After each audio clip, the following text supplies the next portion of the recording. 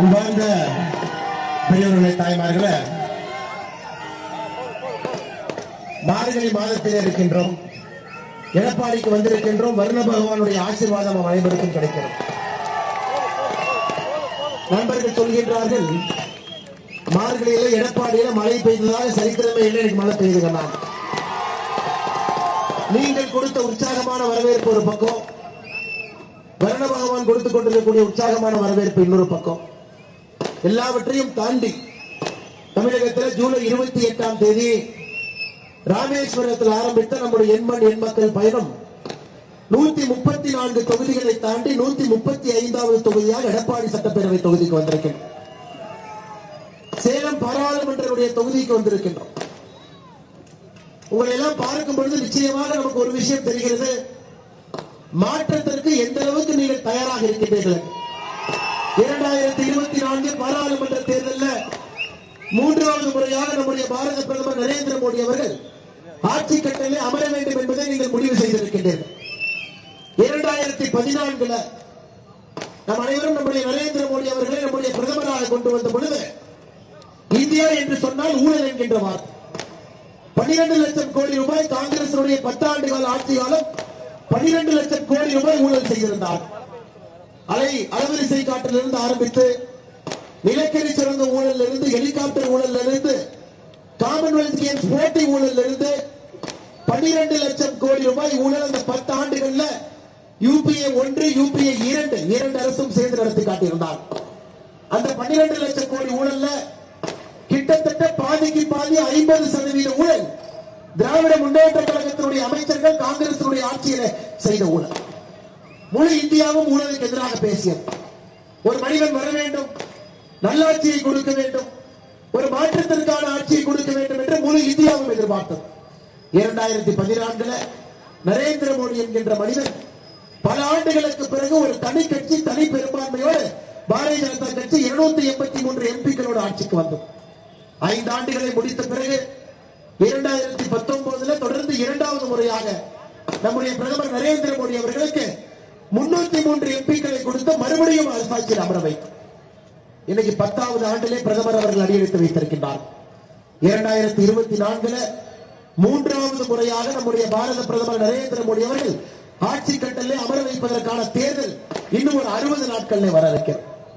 நம் அனைவருக்கும் தெரியும், இந்த முறை நம்முடைய பிரதமர் நரேந்திர மோடி அவர்கள் தான் திரும்ப ஆட்சி அமைக்க போறாங்கன்னு எல்லாத்துக்குமே தெரியும்.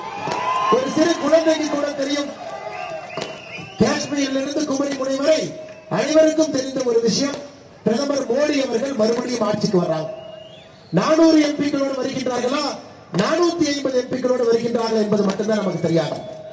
தமிழகத்திலிருந்து என்னுடைய அன்பான வேண்டுகோள், ஒரு வரலாற்று பிழையை 2 முறை செய்திருக்கின்றோம். 2014 2019 இந்த முறை 2024 நம் அனைவரும் கூட பாரத பிரதமர் நரேந்திர மோடி அவர்களுக்கு ஆதரவாக 400 எம்பிக்களை தாண்டி தனி பெரும்பான்மையோடு பாரதிய ஜனதா கட்சி ஆட்சிக்கு வருவதற்கு நீங்கள் உறுதி பூண்ட வேண்டும் என்பதை அன்பான வேண்டுகோள். அதிகமாக நேரம் எடுத்துக் கொள்ள விரும்பலைங்க. மழை வருது, மழையை பொருட்படுத்தாமல் நீங்கள் அனைவரும் மழையில் நின்று கொண்டிருக்கின்றீர்கள். மழையை பற்றி கவலை இல்லை, பெண்கள் நின்று கொண்டிருக்கின்றனர், நனைந்து கொண்டிருக்கின்றனர். எதற்காக மோடி வர வேண்டும் என்பதை மட்டும் உங்கள் முன்னால் நான் பேசுவதற்கு இங்கே வந்திருக்கின்றேன். மோடி அவர்கள் எதற்காக வர வேண்டும் என்றால், தமிழகத்தை காப்பாற்றுவதற்கு மோடி அவர்கள் டெல்லியில 2024 அமர வேண்டும். இதுதான் என்னுடைய முதல் வேண்டுகோள். தமிழகத்திலே ஒரு கொள்ளைக்கார கூட்டணி ஆட்சியில் இருக்கிறது. 31 மாத காலமாக இருக்கக்கூடிய திராவிட முன்னேற்ற கழகத்தினுடைய ஆட்சி, 35 அமைச்சர்கள் இருக்கக்கூடிய ஆட்சி, 11 அமைச்சர்கள் திமுகவில் ஊழல் வழக்கு நீதிமன்றத்தில் நடந்து கொண்டிருக்கிறது. அதில் செந்தில் பாலாஜி புலால் சிறையில் இருக்கிறார். பொன்முடி அவர்கள் இன்னும் 20 நாளைக்கு புலால் சிறைக்கு போக போறார். அடுத்து 11 அமைச்சர்கள் காத்திருக்கின்றார்கள். அவர்களுக்கான தீர்ப்பு எப்ப வரும்? நம்ம ஊர்ல பழமொழி சொல்லுவோம், நண்டு கொளுத்த வலையில தங்காது என்று சொல்லுவோம். கொளுத்த நண்டு வெளியே வந்துதான். மக்களுடைய பணத்தை தின்று ஊழல் பெருச்சாளிகளாக மாறி இருக்கக்கூடிய திமுக அமைச்சர்கள் நண்டு கொளுத்து வலையிலிருந்து வருவதை போல ஒருவராக இப்போது நீதிமன்றத்தின் மூலமாக ஜெயிலுக்கு போக ஆரம்பித்திருக்கின்றார்கள். சகோதர சகோதரி, முதல் காரணம், மோடி அவர்கள் எதற்காக வர வேண்டும் என்றால், தமிழகத்தை காப்பாற்றுவதற்கு மோடி அவர்களால் மட்டும்தாங்க முடியும். மோடி என்கின்ற மனிதனுக்காக மட்டும்தான் தமிழகத்துல திமுக காரன் பயப்படுறான், யாருக்கு இவன் பயப்படலைங்க. 31 மாதமாக கொள்ளையடிப்பதை மட்டுமே முழு நேர வேலையாக திராவிட முன்னேற்ற கழகத்தினுடைய அமைச்சர்கள் வைத்திருக்கிறார். இரண்டாவது காரணம் உங்களுக்கு தெரியும். நம்மை சுற்றி எங்கே பார்த்தாலும் கூட மத்திய அரசினுடைய வளர்ச்சியை பார்க்கின்றோம். மத்திய அரசு மூலமாக நம்முடைய ஊருக்கு, நம்ம பக்கத்து வீட்டுக்கு, நம்ம வீட்டுக்கு வந்திருக்கக்கூடிய வளர்ச்சியை பார்க்கணும். இன்னைக்கு சேலம் மாவட்டத்தில் மட்டுமே கடந்த 9 ஆண்டுகள்ல பாரத பிரதமர் நரேந்திர மோடி அவர்கள் வந்த பிறகு வீடு இல்லாதவர்களுக்கு மோடி வீடு மூலமாக 63,828 பேருக்கு பாரத பிரதமர் நரேந்திர மோடி அவர்கள் திட்டத்தில் ஒரு வீட்டுக்கு 2,50,000 ரூபாய் மானியத்தில் வீடு கிடைத்திருக்கு. ஒரு மாவட்டத்தில் மட்டுமே 63,828 வீடுகள். குழாயிலே குடிநீர் வர வேண்டும் என்பது கர்ம வீரர் காமராஜர் ஐயாவுடைய கனவு. வீட்டுல பைப்பு திறந்த குடிநீர் வர வேண்டும் என்பது காமராஜர் ஐயாவுடைய கனவு. அதனால அஸ்திவாரத்தை போட்டாங்க. அதன் பிறகு வந்த திராவிட கட்சிகள் யாரும் கூட அதை முன்னெடுத்து செல்லவில்லை. இன்னைக்கு பாரத பிரதமர் நரேந்திர மோடி அவர்கள் ஒரு வீட்டிலும் கூட 2024 டிசம்பர் 31 முடியும் பொழுது ஒரு வீட்டிலும் குடிக்கின்ற குடிநீர் என்பது பைப்பிலே வர வேண்டும் என்பதற்காக ஜல் ஜீவன் திட்டம், சுத்தமான குடிநீர் திட்டத்தை கொண்டு வந்திருக்கின்றார். சேலம் மாவட்டத்தில் மட்டுமே 4,49,970 வீடுகளுக்கு குடிநீர் கனெக்ஷன் வந்திருக்கு. உங்களுக்கு தெரியும், ஒரு வீட்டுக்கு மத்திய அரசு செலவு செய்யக்கூடிய தொகை 8,500 ரூபாய். 8,500 ரூபாய் 100% மத்திய அரசுடைய பணத்துல ஒரு வீட்டுக்கும் கூட குடிக்கின்ற குடிநீர் என்பது பைப்பிலே வர வேண்டும் என்று மோடி நினைக்கிறார். திமுக சாதனை என்னன்னா, மத்திய அரசு கொடுக்கக்கூடிய திட்டத்துல குழாயிலே குடிநீர் வரக்கூடிய திட்டத்துல திமுக 6,000 ரூபாய் கமிஷன் அடிக்கிறார். இதுதான் திமுக காரனுடைய சாதனை. இங்க நிறைய பேருடைய வீட்டுக்கு குழாயிலே குடிநீர் வந்திருக்கும்.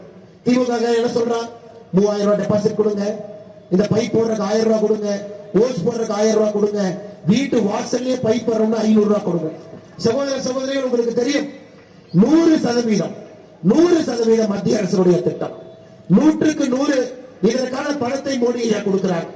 ஒரு வீட்டுக்கு நாம் குடிக்கக்கூடிய இந்த குடிநீர் குழாய் மூலமாக வரக்கூடிய ஒரு பைப் கனெக்ஷனுக்கு 8,500 ரூபாய் மோடி ஐயா செலவு பண்றாங்க. இன்னைக்கு சேலம் மாவட்டத்தில் மட்டுமே 4,49,970 வீடுகளுக்கு குடிநீர் வந்திருக்குது பைப் மூலமாக. ஐயா 2014க்கு முன்பு சகோதரிகள் தாய்மார்கள் இங்க இருக்கிறேன், வீட்டில் ஒரு டாய்லெட் கூட அரசு கட்டி கொடுக்கல. சகோதரிகள் தாய்மார்கள் ஊரெல்லாம் 5 மணிக்கு எந்திரிக்கிறதுக்கு முன்னாடி 4 மணிக்கு எந்திரிப்பாங்க. இயற்கை உதவிக்கு ஊருடைய ஒதுக்குப்புறத்துக்கு போவாங்க. யாரும் பார்த்து விடக்கூடாது என்று நினைப்பார். அவர்களுக்கு வீட்டுக்குள்ளேயே ஒரு சுதந்திரம் இல்லாம இருந்தது. பாரத பிரதமர் அவர்கள் வந்த பிறகு 9 ஆண்டுகள்ல இந்தியாவில் மட்டும் 11 கோடி கழிப்பறைகள் கட்டி கொடுத்திருக்கின்றார்கள். 11 கோடி கழிப்பறைகள். சேலம் மாவட்டத்தில் மட்டுமே 3,01,252 வீடுகளுக்கு கழிப்பறைகளை நம்முடைய பாரத பிரதமர் அவர்கள் மத்திய அரசுடைய திட்டம் மூலமா கொண்டு வந்திருக்காங்க. ஐயா 5 லட்சம் ரூபாய் மருத்துவ காப்பீடு வாங்கணும். ஒரு ஆத்திர அவசரம்னா மோடி ஐயா அவருடைய அட்டையை காமிச்சா போதும். 5 லட்சம் ரூபாய் வரைக்கும் ஒரு வருஷத்துக்கு மருத்துவத்திற்கு தேவையான செலவு அட்டையிலிருந்து எடுத்துக்குவாங்க.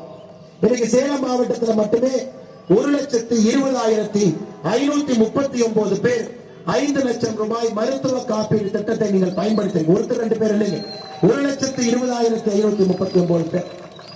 எடப்பாடினாவே விவசாயம், கரும்பு, நெல்லு இங்கு இல்லாத விவசாயிகள் கிடையாது. ஆதி காலத்திலிருந்து எடப்பாடியிலே விவசாயிகள் அதிகமாக இருக்கக்கூடிய பகுதி. ஆடு மாடுகள் அதிகமாக வளர்த்தணும்.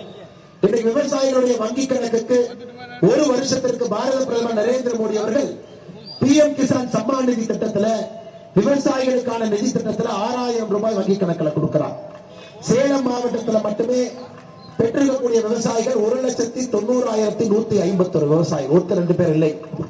1,90,151 விவசாயிகள் 6,000 ரூபாய் வங்கி கணக்கு தந்திருக்கு. இதுவரை இந்த திட்டத்தில் பயன்பெற்றிருக்கக்கூடிய விவசாயிக்கு ஒரு வங்கி கணக்குக்கு மொத்தமாக 30,000 ரூபாய் வந்திருக்கு. நம்ம ஆட்சிக்கு வந்த பிறகு ஒரு விவசாயியுடைய வங்கி கணக்குக்கு திட்டத்தின் மூலமாக 30,000 ரூபாய் நாம் கொடுத்திருக்கிறோம். சகோதரர்கள் பேசிக்கிட்டே போ. இது இரண்டாவது காரணம். மத்திய அரசுடைய திட்டங்களை நாம் செயல்படுத்தி இருக்கின்றோம். நீங்க கொடுத்த வரி பணத்தை முழுமையாக பயன்படுத்தி திட்டங்களாக உங்களுக்கு திரும்ப கொண்டு வந்து கொடுத்திருக்கின்றோம். இன்னைக்கு சென்னையில நம்முடைய நிதியமைச்சர் நிர்மலா சீதாராமன் அவங்க பேசினாங்க மத்தியா. நானும் தொலைபேசி மூலமாக மேடம் சாயந்தரம் பேசுறேன். அப்ப மேடம் இன்னைக்கு ஒரு கருத்து சொன்னாங்க. தமிழகத்தில் திமுக சொல்ற பெரிய பொய் என்னன்னா, மத்திய அரசுக்கு 100 ரூபாய் வரி கொடுத்தோம், ஆனா மத்திய அரசு 60 ரூபாய் தான் திரும்பி கொடுக்குது, 40 ரூபாய் எங்கேயா போச்சு. எனக்கு நிதியமைச்சர் அவர்கள் கணக்கு சொன்னாங்க. தமிழகத்திலிருந்து நாம் அனைவருமே கடந்த 9 ஆண்டுகள்ல மத்திய அரசுக்கு நாம் கொடுத்திருக்கக்கூடிய வரி, இன்கம் டாக்ஸ், கார்பரேட் டாக்ஸ், அது போன்ற டாக்ஸ் மூலமாக ஜிஎஸ்டி இல்லாம நாம் கொடுத்திருக்கக்கூடிய வரி 9 ஆண்டுகள்ல 6,23,000 கோடி ரூபாய், 6,23,000 கோடி ரூபாய் மத்திய அரசுக்கு வரி கொடுத்திருக்கும். 9 வருஷத்துல மத்திய அரசு தமிழகத்திற்கு திரும்ப கொடுத்த பணம் 6,93,000 கோடி ரூபாய். 6,23,000 கோடிக்கும் 6,93,000 கோடிக்கு இன்னைக்கு மேடம் கணக்கு சொன்னாங்க. ஐயா, நாங்க தைரியமா சொல்லலாம், ஒரு பாரதிய ஜனதா கட்சியினுடைய தொண்டரும் தைரியமா சொல்லலாம், மக்கள் கஷ்டப்பட்டு நீங்க சம்பாதிச்ச பணம் வரியாக என்ன கொடுத்தீங்களோ 1 ரூபாய் அதுல லஞ்ச லாவண்யம் இல்லாம திட்டங்களாக உங்களுக்கு வந்து சேர்ந்து கொண்டிருக்கிறோம். ஜிஎஸ்டி கட்டுறோம், 100 ரூபாய்க்கு ஜிஎஸ்டி கட்டினா உங்களுக்கு தெரியுங்க ஐயா. ஜிஎஸ்டி பத்தி உங்களுக்கு தெரியும். 50 ரூபாய் நேரடியா மாநில அரசுக்கு போயிடும், 50 ரூபாய் வரி மத்திய அரசுக்கு போயிடும். மத்திய அரசுக்கு போற 50 ரூபாயில 21 ரூபாய் நிதி கமிஷன் மூலமா திரும்ப மாநிலத்துக்கு வரும். நேரடியா 50 ரூபாய் வந்துருச்சு, நிதி கமிஷன் மூலமா 21 ரூபாய் மாநிலத்துக்கு வருது. மாநிலங்களுக்கு 71 ரூபாய், 100 ரூபாய் கட்டுற ஜிஎஸ்டில மாநிலங்களுக்கு திரும்ப 71 ரூபாய் வருது. அப்ப மத்திய அரசு மோடி ஐயா அவருடைய கையில ஜிஎஸ்டி பணம் இருப்பது 100 ரூபாய் நீங்க கட்டினீங்கன்னா 29 ரூபாய், 29%. 29 ரூபாய் தான் மோடி ஐயா அவருடைய திட்டங்கள் எல்லாம் நடக்குது. வீடு இல்லாதவர்களுக்கு வீடு, கழிப்பறை இல்லாதவர்களுக்கு கழிப்பறை, சுத்தமான குடிநீர் பைப்பு மூலமாக PM கிசான் நிதியில் 6,000 ரூபாய், 5 லட்சம் ரூபாய் மருத்துவ காப்பீடு. இன்னைக்கு தைரியமா சொல்லாங்க ஐயா, நம்முடைய ஆட்சி இந்த 9 வருடத்துல ஒரு குண்டூசியை திருடிவிட்டார்கள் என்று யாரும் குற்றம் சாட்ட முடியாது. அப்படிப்பட்ட ஆட்சியை நம்முடைய பாரத பிரதமர் நரேந்திர மோடி அவர்கள் நமக்கு கொடுத்திருக்கிறார். மோடி அவர்கள் மட்டுமில்ல, மோடி ஐயாவுடைய மந்திரி சபையில் இருக்கக்கூடிய 75 மந்திரிகளும் கூட ஊழல் புகார் இல்லாம 9 ஆண்டுகள்ல நம்முடைய இந்திய ஜனநாயகத்துல ஊழல் இல்லாத ஒரு ஆட்சியை கொடுக்க முடியும் என்பதை பாரதிய ஜனதா கட்சி நிரூபித்திருக்கிறது ஐயா. இது 3வது காரணம். 4வது காரணம், நம்முடைய தமிழ் மொழியும் தமிழ் கலாச்சாரத்தையும் இதற்கு முன்பு யாராவது இந்த அளவுக்கு உயர்த்தி பிடித்திருக்கிறார்களா? இந்தியாவில் எத்தனையோ பிரதம மந்திரி வந்திருக்கிறார். பண்டிட் ஜவஹர்லால் நேரு ஐயா, லால் பகதூர் சாஸ்திரி ஐயா, இந்திரா காந்தி அம்மையார், ராஜீவ் காந்தி ஐயா, PV நரசிம்மராவ் ஐயா, IK குஜரால் ஐயா, தேவகவுடா ஐயா, எல்லோருமே நம்முடைய பிரதமர்களாக வேறு வேறு காலகட்டத்தில் வந்திருக்கிறார். எந்த பிரதமராவது உலகத்தினுடைய தொன்மையான மொழி தாய்மொழி என்று இந்தியாவில் வேற யாராவது சொல்லியிருக்கலாங்களாங்க? தமிழ்நாட்டிலே பிறந்து நாம் சொல்லுகின்றோம். தமிழ்நாட்டுக்கு வெளியே பிறந்த ஒருத்தர் நம்முடைய மொழியை பற்றி உயர்வாக பேசினால்தான் நமக்கு பெருமை. 4வது முக்கியமான காரணம், இந்த ஆட்சி முழுவதுமே நம்முடைய தமிழ் மொழிக்கும் தமிழ் கலாச்சாரத்திற்கும் மரியாதை கொடுத்து பாரத பிரதமர் நரேந்திர மோடி அவருடைய ஆட்சி நடந்து கொண்டிருக்கிறது. காசியிலே தமிழுக்காக சங்கமம் எடுக்கிறார், காசி தமிழ் சங்கமம். ஓராண்டல்ல 2வது ஆண்டாக நடந்து கொண்டிருக்கிறது. சௌராஷ்டிராவிலே சங்கமம் எடுக்கின்றார், சௌராஷ்டிரா தமிழ் சங்கமம். எல்லாவற்றுக்கும் மேல பாராளுமன்றத்தில் புதிய கட்டிடத்தை கட்டுறார், புதிய கட்டடம். அந்த கட்டிடத்திலே இந்தியாவிலே இத்தனை மொழிகள் இருக்கிறது. எந்த மொழி முதலில் இந்த கட்டடத்திலே பேசப்பட வேண்டும் என்று பிரதமர் தீர்மானம் செய்யும் பொழுது நம்முடைய தேவார மொழிக்க வேண்டும் என்று நினைக்கின்றார்.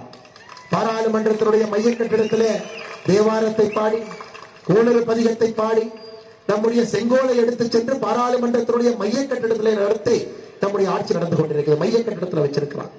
இதற்கு முன்பு ஒரு தமிழனுக்கு இந்திய அளவில் இந்த அளவுக்கு அங்கீகாரமும் பெருமையும் கிடைத்ததில்லை. பாரத பிரதமர் நரேந்திர மோடி அவருடைய ஆட்சியில கடந்த 9 ஆண்டு காலமாக எங்கே சென்றாலும் கூட நம்முடைய தமிழ் மொழியினுடைய பெருமையும் அருமையும் பேசுகின்றார். ஐநா சபையில யாதும் ஊரே யாவரும் கேட்டிருக்கிறார். திருக்குறளை உலகத்தினுடைய 100 மொழியிலே மொழிபெயர்க்க வேண்டும் என்று சொல்லுகின்றார். எங்கே சென்றாலும் கூட தமிழ் தமிழ் என்று பேசக்கூடிய நம்முடைய பாரத பிரதமர் அவர்கள் 4வது காரணம், மறுபடியும் அவர் ஆட்சிக்கு வர வேண்டும். ஐயா, 5வது காரணம், நரேந்திர மோடி அவர்கள் தான் இந்தியாவில் குடும்ப ஆட்சியை உடைக்க வேண்டும் என்று நினைக்கின்றார். அந்த குடும்ப ஆட்சியை விடக்கூடாது. ஒரு விவசாயி, நம்முடைய விவசாய பெருமகன் இயற்கையெல்லாம் எதிர்த்து போரிட்டு மலையில நின்று வெயில் நின்று அந்த கையில மம்முட்டியை பிடிச்சு விவசாயம் பண்ணாதான் அவர் சாப்பிட முடியும். இங்க இருக்கக்கூடிய யாராக இருந்தாலும் கூட உழைத்து சாப்பிடுகின்றோம். தமிழகத்திலே உழைக்காம ஒரு குடும்பம் சாப்பிடுதுன்னா கோபாலபுர குடும்பம். எந்த வேலையும் செய்யாம காலம் காலமாக 70 ஆண்டு காலமாக கொத்தடிமையை போல திமுகவினுடைய வேறு தலைவர்களை வைத்துக் கொண்டு ஆட்சியில் இருக்கின்றார். கலைஞர் கருணாநிதி, அவருக்கு பிறகு மு.க. ஸ்டாலின், அவருக்கு பிறகு உதயநிதி ஸ்டாலின், அவருக்கு பிறகு இன்பநிதி, வரிசையா பட்டியல் போயிட்டே இருக்குதுங்க ஐயா.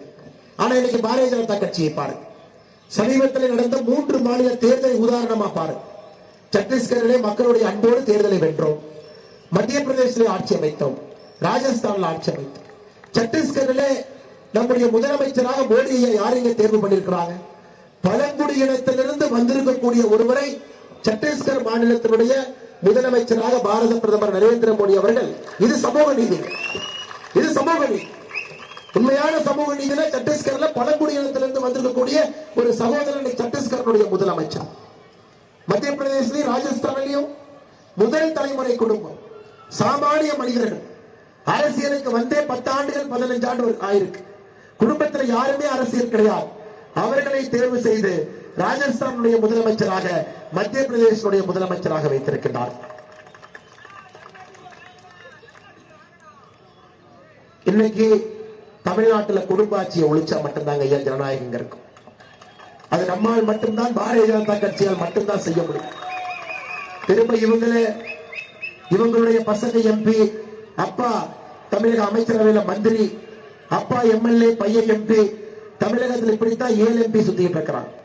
தமிழகத்தில் இப்படித்தான் 30க்கும் மேற்பட்ட எம்எல்ஏக்கள், அப்பாவும் எம்எல்ஏ, இன்னைக்கு பசங்களும் எம்எல்ஏ. தமிழகம் முழுவதுமே திராவிட முன்னேற்ற கழகத்தை சுத்தி பார்த்தீங்கன்னா ஒரு குடும்ப ஆட்சி என்பது கோபாலபுரத்தில் இல்லைங்க, எல்லா இடத்திலையும் குடும்ப ஆட்சி இருக்கு.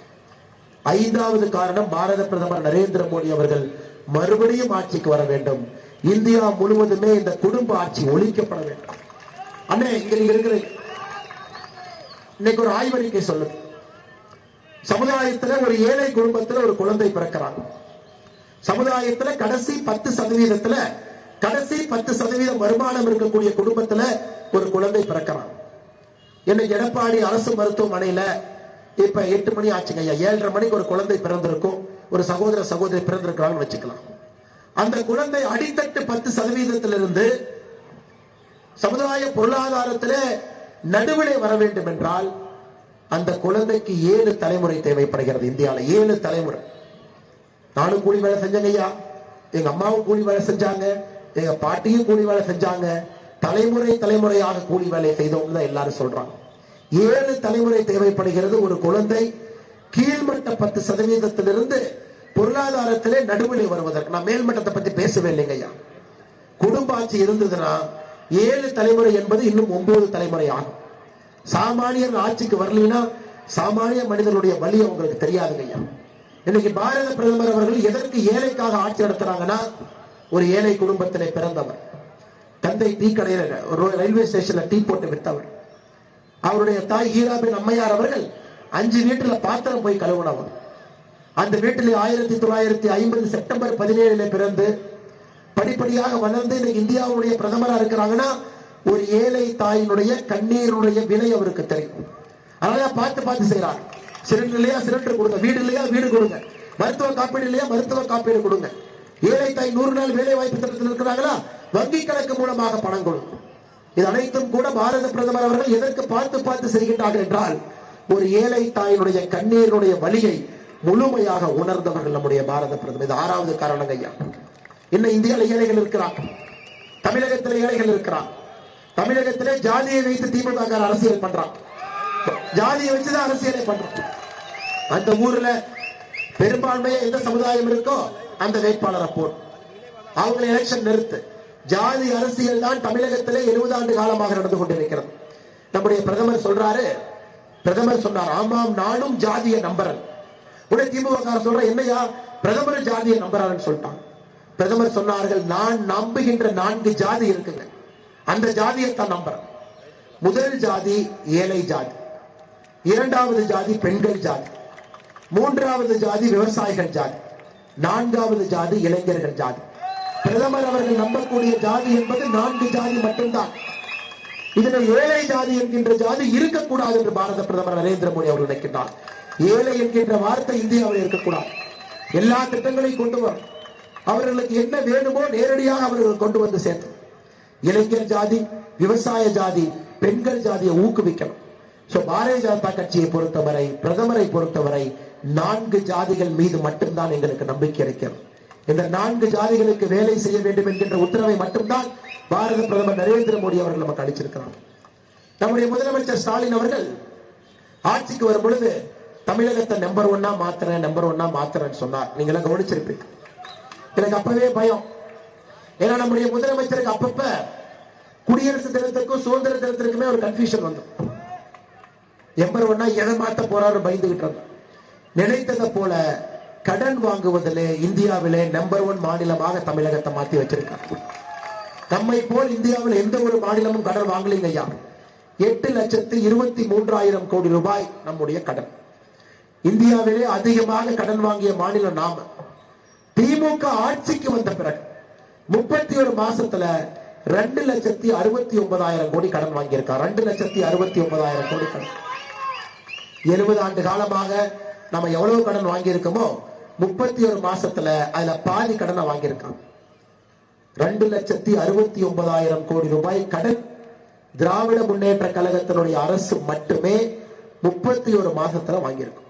அண்ணா இங்கிருந்து முறைச்சு பாக்குறாரு. அண்ணன் அவன் கடன் வாங்கினா எனக்கு என்ன, அவன் கடன் வாங்கினா எனக்கு என்ன, நீங்க எடப்பாடி வந்து சொல்றீங்க.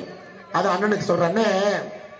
உங்க ரேஷன் அட்டையின் மீது ஒரு ரேஷன் அட்டையின் மீது தமிழகத்தில் 3,81,000 ரூபாய் கடன் இருக்கு.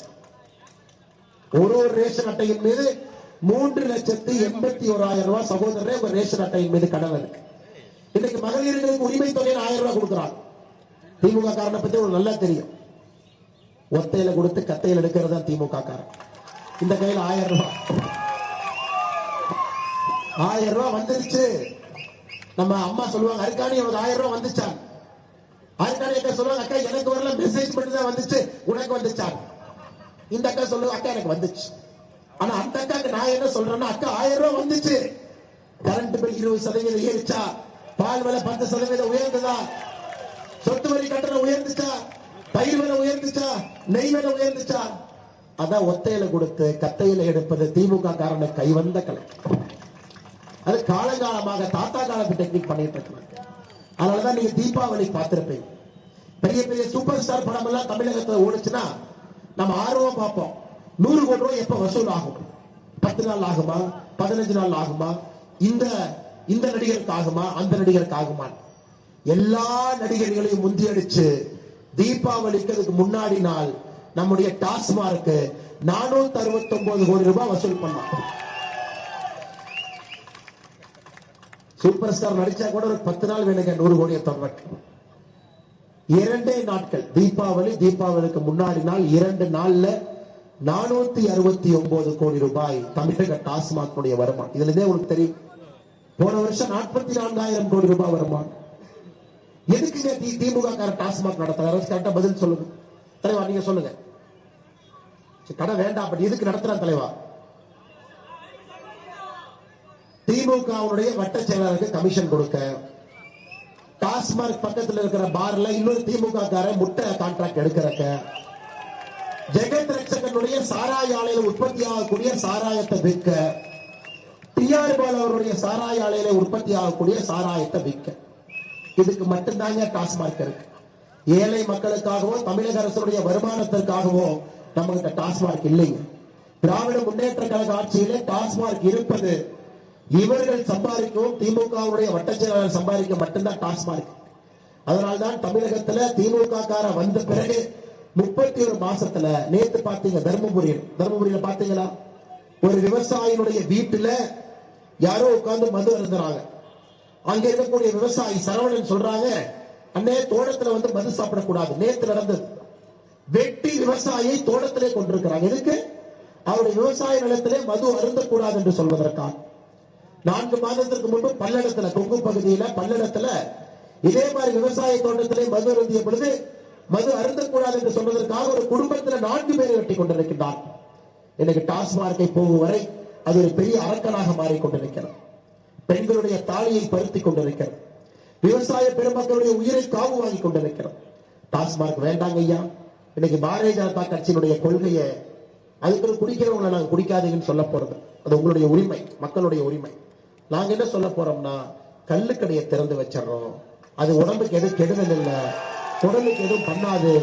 கள்ளுக்கடை, பனைமர தென்னை மரத்தை திறந்து வச்சிடறோம், அரசுக்கு வருமானமும் வரட்டும், விவசாயிகளுக்கு வருமானம் வரட்டும், நம்முடைய சகோதரன் யாரு குடிக்கிறாரு சொல்றாரோ அவரும் குடிக்கட்டும், எந்த பிரச்சனை. ஏன்னா சர்வதிகார நாடு, குடிக்காதீங்க கத்தியை வச்சு யாரையும் மிரட்ட முடியாது. ஆனா எங்களுடைய இலக்கு என்னன்னா, டாஸ்மார்க்களை குடிக்காதீங்க என்பதுதான் பாரதிய ஜனதா கட்சியினுடைய இலக்கு. அது சாராயங்கள், ஸ்பிரிட், அதை குடிச்ச உயிரெல்லாம் வாழ முடியாது. டிஆர் பாலு ஜெகத்ரட்சன் கம்பெனில என்ன கலக்கிறான்னு யாருக்கு தெரியாது. அதை வாங்கி அந்த குவார்டர் பாட்டில குடிச்சா நம்ம சாவறது மட்டும்தான் நிச்சயம்.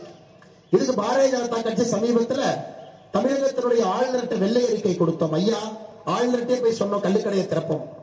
ஐயா, கள்ளுக்கடையை திறந்துட்டோம்னா 1 லட்சம் கோடி ரூபாய் வருமானம் வரும். டாஸ்மார்க்ல 44,000 கோடி தான் வருமானம். நாங்க வெள்ளை அறிக்கை கொடுக்கிற 350 பக்கம் அதை படிச்சு பாருங்க. 1 லட்சம் கோடி ரூபாய் அரசுக்கு தமிழகத்திலே கள்ளுக்கடைகளை திறந்தால் 1 லட்சம் கோடி ரூபாய் வருமானம் வரும் என்று ஆளுநருக்கு வெள்ளை அறிக்கை கொடுத்தோம். அதை முதலமைச்சர் வாங்கி படிச்சு பார்த்தா போதும். ஆனா முதலமைச்சர் ஏன் கள்ளுக்கடையை திறக்காம இருக்காரு? எதற்கு டாஸ்மார்க் திறந்து வச்சிருக்காருன்னா, டிஆர் பாலு ஒரு பக்கம், ஜெகத்ரட்சகன் ஒரு பக்கம், வட்டச்சேனர் ஒரு பக்கம், முட்டை கான்ட்ராக்ட் எடுத்திருக்கிற ஒரு பக்கம், பார் நடத்துற ஒரு பக்கம், எப்படி ஒரு டாஸ்மார்க் மூடுவாங்க? இது எல்லாம் கூட தமிழக அரசு நாம் செய்ய வேண்டும். குடிகார மாநிலமாக, கடங்கார மாநிலமாக பெருமை வாய்ந்த நம்முடைய தமிழ் சகோதர சொந்தத்தை, சகோதரிகள் சொந்தத்தை திராவிட முன்னேற்ற கழகத்தினுடைய ஆட்சியாளர்கள் மாத்திக்கிட்டு இருக்காங்க. இதையெல்லாம் உடைப்போங்க ஐயா. 2024 பாராளுமன்ற தேர்தல் நமக்கு ஒரு பெரும் வாய்ப்பு கிடைத்திருக்கிறது, பெரும் வாய்ப்பு. மோடி ஐயா ஆட்சியில் உட்கார வைக்கிறோம். 2026 தமிழகத்திலே அரசியல் மாற்றத்திற்கு அப்பவே அஸ்திவாரம் போட்டுறோம். மோடி ஐயா அவர்கள் 400 எம்பிக்களை தாண்டி ஆட்சியிலே அமர வைக்க வேண்டும். அதில் 39 எம்பிக்கள் தமிழகத்திலிருந்து அன்பு சொந்தங்கள் நீங்கள் அளிக்க வேண்டும் என்கின்ற வேண்டுகோளை வைக்கின்றோம். குறிப்பாக இந்த பகுதியில் இருக்கக்கூடிய பாரதிய ஜனதா கட்சியினுடைய அன்பு சொந்தங்கள் நான் பாராட்ட வேண்டும். எடப்பாடியில 135வது தொகுதியாக நம்முடைய யாத்திரை வந்திருக்கிறோம். எப்படிப்பட்ட வரவேற்பு, எப்படிப்பட்ட உற்சாகம், எவ்வளவு கடுமையாக நம்முடைய பாரதிய ஜனதா கட்சியினுடைய சொந்தங்கள் இங்கே வேலை செய்திருக்க வேண்டும். எவ்வளவு கடுமையாக அவர்கள் வேலை செய்திருந்தால் மட்டும் மக்கள் நீங்கள் அனைவரும் பெரும் திரளாக, நல்லவங்க எல்லாம் ஒரே இடத்துல இருந்தா வருட பகவான ஆசீர்வாதத்தை கொடுத்துருவார், அவரும் சும்மா இருக்கிறார். மார்கழி மாசத்துல எங்கேயுமே மழை பெய்யாது, எடப்பாடியில அதுவும் மழை பாருங்க, தூருது, ஆசீர்வாதத்தை போல் தூருது, மழை பெய்யலைங்க, தூறிக்கொண்டிருக்க. நல்லவர்கள் ஒரு பக்கத்துல வந்திருக்கிறோம்.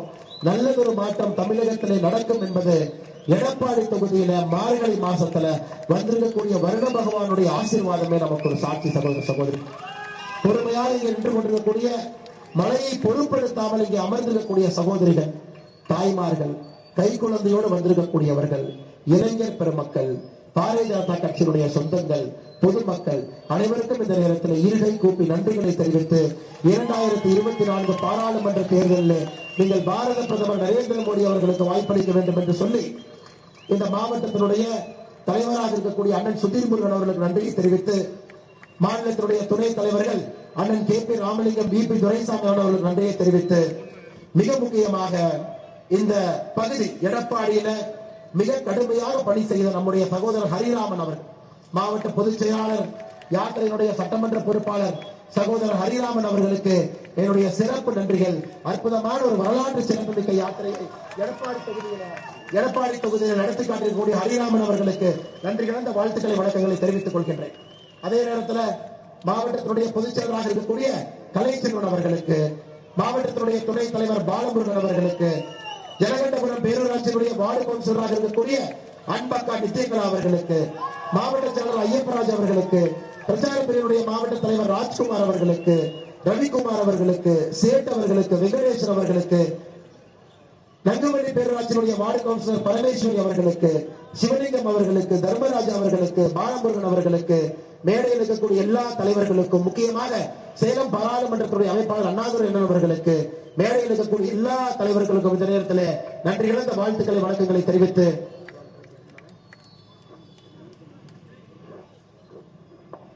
நகரத்தினுடைய தலைவர் நமக்கு ரொம்ப முக்கியமான ஒரு மனிதர். கடைசியாக சொல்ல வேண்டும் என்பதற்காக அண்ணன் மோடி சந்திரனுடைய பெயரை வைத்திருக்கின்றார். நகர தலைவராக இருந்து எடப்பாடியில பாரதிய ஜனதா கட்சி ஒரு தேசிய ஆன்மீகம் இந்த பகுதியிலே வளர வேண்டும், பாரத பிரதமர் நரேந்திர மோடி அவருடைய கருத்தை வலுப்படுத்த வேண்டும் என்று எங்களுக்கு கிடைத்திருக்கக்கூடிய அற்புதமான நகர தலைவர் அண்ணன் மோடி சந்திரன் அவர்களுக்கு இந்த நேரத்திலே என்னுடைய வாழ்த்துக்களை வணக்கங்களை தெரிவித்து, மிக முக்கியமாக இவர் பாருங்க எப்படிப்பட்ட தலைவர் பாருங்க. அண்ணா என் பேரை சொன்ன எனக்கு சமாதானம் ஆகல, நம்ம பூத்த தலைவர்கள் பேரெல்லாம் சொல்லுங்க. இவ்வளவு பேர் மூத்த நிர்வாகிகள் இருக்கிறாங்க, அவங்கள இத்தனை காலமாக இங்கே வேலை செய்திருக்கின்றார்கள், அவங்க பேரெல்லாம் சொல்லுங்கன்னு சொல்றார். ஐயா, இந்த பத்திரிகை இருக்கக்கூடிய எல்லா பேரையும் சொல்ல வேண்டும் என்கின்ற ஆசை. கிட்டத்தட்ட 150 பேருக்கு மேல இந்த பத்திரிகையில் இருக்கிறார்.